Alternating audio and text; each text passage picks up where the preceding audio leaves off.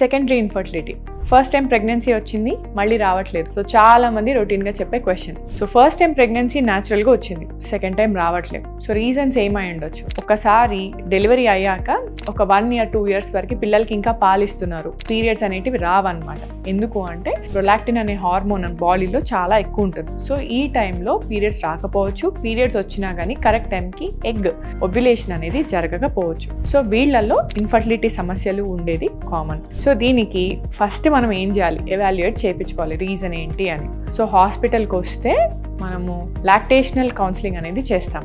So ఎలా బేబీని Wien చేయాలి. సో ఒకసారి వీనింగ్ అయిపోయాక, అంటే ఒకసారి బ్రెస్ట్ మీద నుంచి బేబీని సాలిడ్ ఫుడ్ అనేది స్టార్ట్ చేశాక బ్రెస్ట్ మిల్క్ అవసరం ఉండకపోవచ్చు. సో ఈ టైంలో మళ్ళీ మనం ఎగ్ గ్రోత్ గురించి, ఓవ్యులేషన్ గురించి ట్రాకింగ్ చేసుకుంటే ప్రెగ్నెన్సీ మళ్ళీ వచ్చే ఛాన్సెస్ డెఫినెట్గా ఉంటాయి. సో ఇది పక్కన పెడితే అప్పుడప్పుడు ట్యూబల్ బ్లాకేజెస్ ఉండొచ్చు.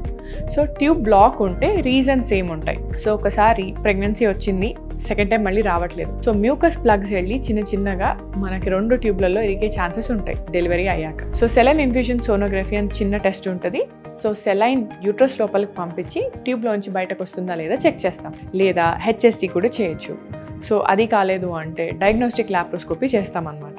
సో ఈ మల్టిపుల్ వేస్లో మన ట్యూబ్ చెకింగ్ అనేది చేయించుకుంటే ట్యూబ్స్ మనకు ఓపెన్ ఉన్నాయా లేదా అని అర్థమవుతుంది. ట్యూబల్ బ్లాక్స్ ఉన్నాయనుకోండి, లేదా ఒక ట్యూబ్ తీసేశారు అంటే మనం IVFకి వెళ్ళాల్సిన అవసరం ఉంది. సో ఇవి కొన్ని రీజన్స్. సో థర్డ్ రీజన్ ఏంటంటే ఎగ్ రిజర్వ్ అనేది తగ్గిపోవడం. సో 28 years 27 yearsకి ఫస్ట్ ప్రెగ్నెన్సీ ప్లాన్ చేసుకున్నారు, 5 years 6 years తర్వాత మళ్ళీ ప్రెగ్నెన్సీ ప్లాన్ చేసుకోవాలంటే రావట్లేదు.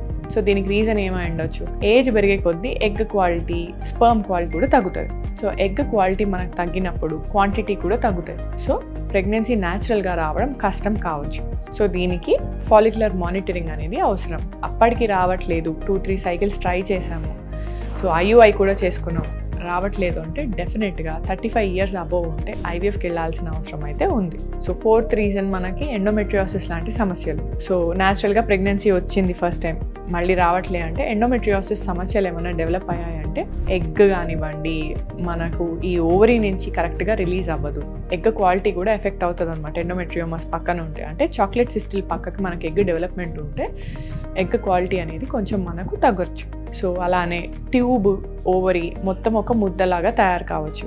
సో ఇలా ఉంటే ట్యూబల్ మొటిలిటీ, అంటే ట్యూబ్ లోపల మనకి కదలిక శాతం చాలా తక్కువ అవుతుంది అనమాట. సో దీనివల్ల ఎగ్ స్పర్మ్ అనేది కలవవు. సో వీళ్ళకు కూడా IVF ఇస్ ద ఇండికేషన్.